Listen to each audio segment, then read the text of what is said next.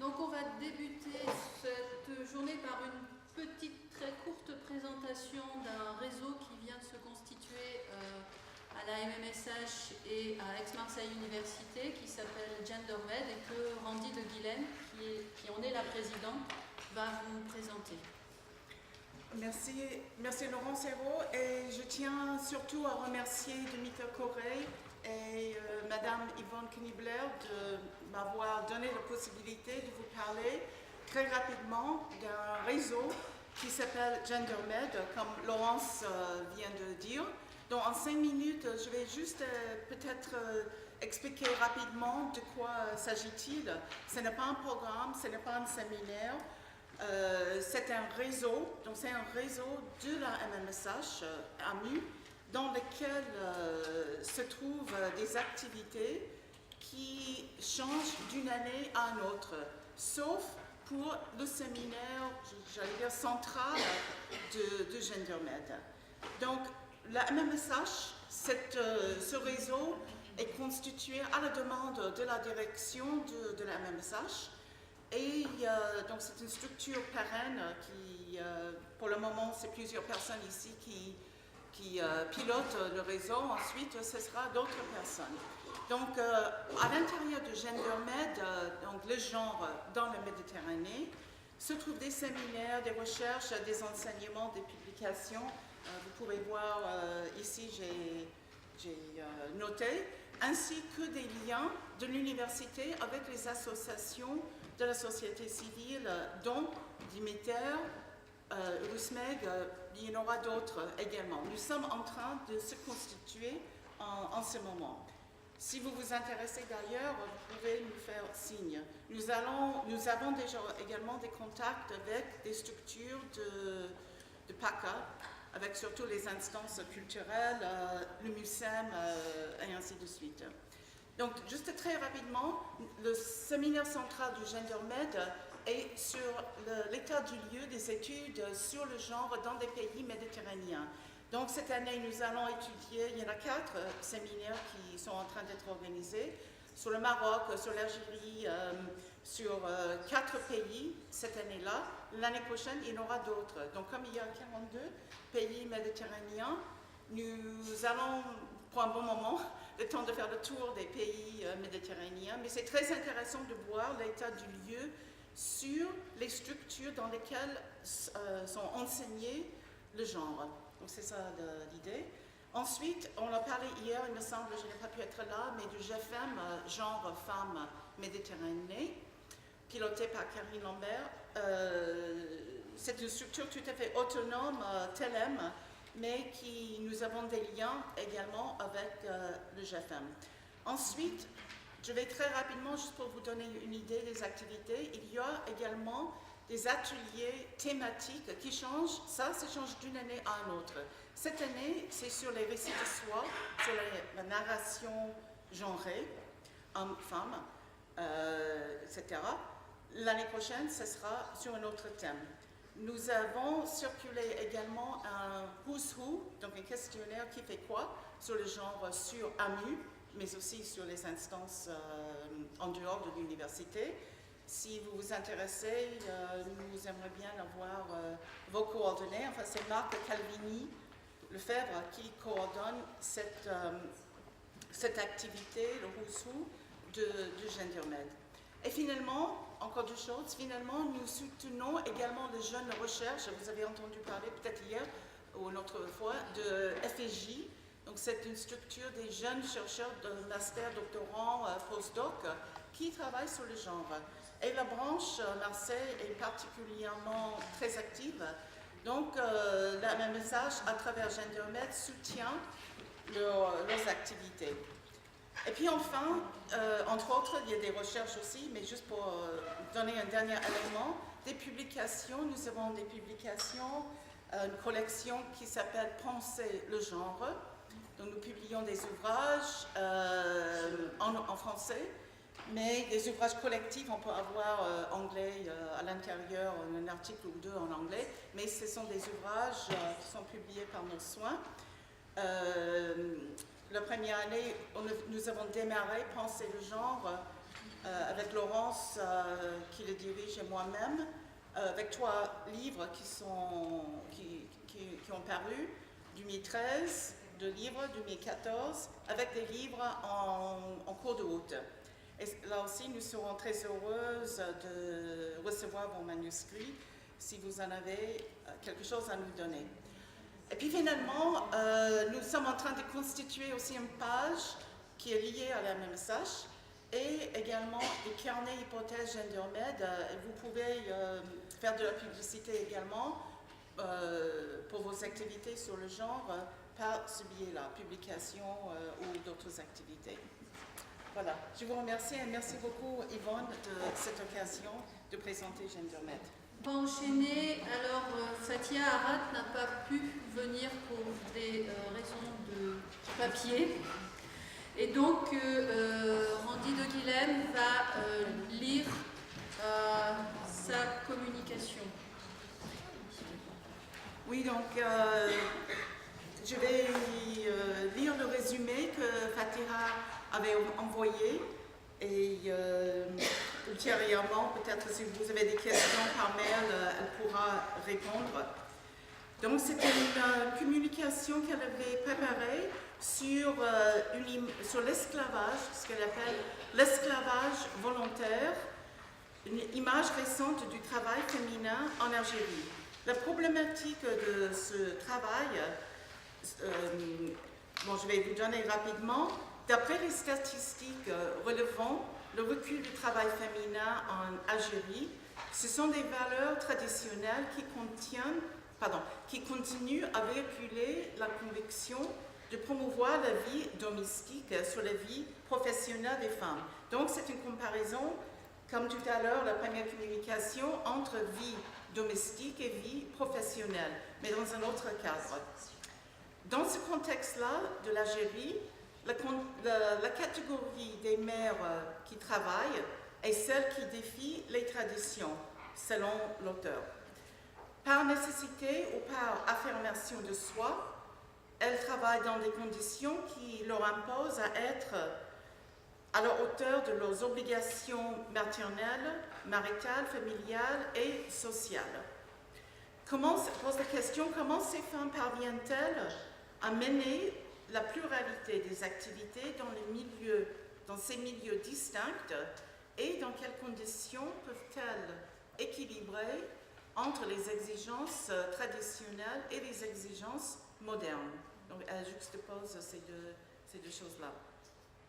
Son hypothèse, les mères travailleuses, les mères qui travaillent, misent simultanément sur une réussite professionnelle afin de prétendre à un meilleur salaire et une réussite familiale.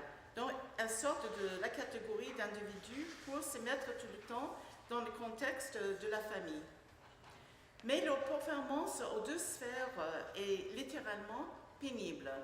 Certaines s'épuisent et deviennent vulnérables à gérer travail professionnel et travail domestique, qui les positionne face à un choix délicat, l'un opposé de l'autre, et qui mobilise une stratégie à plusieurs égards. Donc, quelques exemples. D'abord, sa méthode d'enquête. Alors, sa méthode d'enquête repose sur 2 échantillons des volontaires. Donc, elle mène des enquêtes auprès des femmes, comme dans le cas précédent. Ici, il s'agit de 7 enseignantes à l'université et hauts fonctionnaires à l'administration d'une collectivité à Alger. Donc, c'est déjà dans un certain statut les femmes ici qui sont interviewées. L'enquête a suivi conjointement la trajectoire maritale, donc de la maison, et professionnelle des enquêtés par l'usage des techniques récit de vie, entretien et observation. Donc, ces 3 méthodes qui sont mobilisées ici, le récit de la personne qui est interviewée, l'entretien même et l'observation par la chercheur. Parmi les 7 catégories interrogées, elle présente 2 cas qui illustrent les poids des valeurs traditionnelles incarnées dans les attitudes de l'époux et les contraintes exercées par la famille et l'impact sur la vie professionnelle de ces enseignantes. Donc, premier cas, il s'agit d'une mère de 2 enfants. La personne est âgée de 45 ans, 15 ans de mariage. Donc, elle s'est mariée à 30 ans. Ces ambitions de la femme, ces ambitions étaient suffisamment grandes pour la motiver à améliorer son statut professionnel. Bien qu'entravée par ses accouchements, l'éducation de ses enfants, la pression de la belle famille et, elle met entre guillemets, l'irresponsabilité de son époux, elle n'explique pas ce que ça veut dire par ça, elle ne cède pas aux contraintes. Sa persévérance dans l'activité scientifique lui a garanti une percée dans sa carrière professionnelle. Elle insiste donc de faire carrière de plus en plus. Et grâce à ceci, même le problème de logement a été résolu. Elle apporte de l'argent à la famille.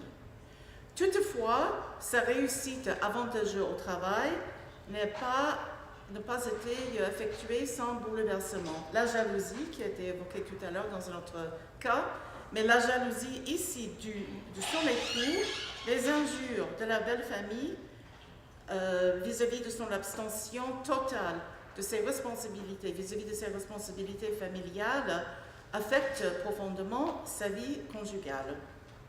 Ce qui est entièrement reflété sur son état de santé et un effet sur son état à elle, ainsi que sur la conduite de ses enfants et le rendement scolaire. Donc c'est tout un ensemble qui est impacté par le fait qu'elle insiste de faire carrière. Afin de protéger l'avenir de ses enfants, elle trouve que la solution est la séparation vis-à-vis de son mari. Deuxième cas, c'est une femme de 38 ans, également mère de 2 enfants, un mariage qui a duré 10 ans et qui a également terminé par un divorce. Sa trajectoire professionnelle a connu une stagnation depuis son recrutement à l'université. La source des obstacles est principalement, elle dit, l'égoïsme, encore elle a mis entre guillemets, l'égoïsme de son ex-mari, bien que c'est l'ex-mari, il a encore un impact sur elle et sur sa carrière, vis-à-vis de sa réussite. Ceci véhicule l'idée que, pour elle, le travail est prioritaire, celui de la femme vis-à-vis de ses enfants, d'après le mari, ou l'ex-mari, est secondaire. Pour lui, elle met sa vie professionnelle avant la vie de femme, de mère vis-à-vis de ses enfants. Encombrée par ses obligations, spécialement la réception incessante des membres de la belle famille, qui sont toujours là, malgré le divorce, ainsi que leur visite rituellement obligatoire, lui rend la vie très difficile. Le laxisme, entre guillemets, de son ex-mari, sa passivité et son encore éloignement des décisions familiales lui sont devenus de plus en plus intolérables. Ceci finit par lui provoquer une maladie psychosomatique. Consciente de la nécessité d'une révolte, sa première démarche visait l'affermissement de son statut professionnel, chose qui l'a conduite à s'inscrire au doctorat. Donc elle trouve que la solution de salut, c'est continuer son travail, continuer sa carrière, et à s'inscrire en doctorat, elle multiplie ses activités scientifiques. En parallèle, elle a recouru aux contestations, revendications vis-à-vis de son mari et la gestion du foyer. Bon, elle ne dit pas qui est le garde des enfants, mais j'imagine que c'est la belle famille. Bon, j'imagine, mais ça n'est pas dit ici. Mais apparemment, il semble que c'est ça. De l'autre côté, les fonctionnaires administratifs ont relaté aussi leurs contraintes. Entre-temps, son observation a relevé certains comportements en milieu professionnel. Quel que soit agent de maîtrise ou secrétaire, titulaire ou vacataire, la performance du travail est classée au second plan, si on veut que la famille réussisse. Pour la plupart, la motivation principale du travail est le besoin matériel ou l'autonomie matérielle. Et c'est vraiment deux choses différentes pour cet auteur. Elle met soit le besoin matériel de la famille, les besoins de la famille, pas de la personne concernée, ou bien c'est l'autonomie matérielle de l'individu, de la femme, mère de famille.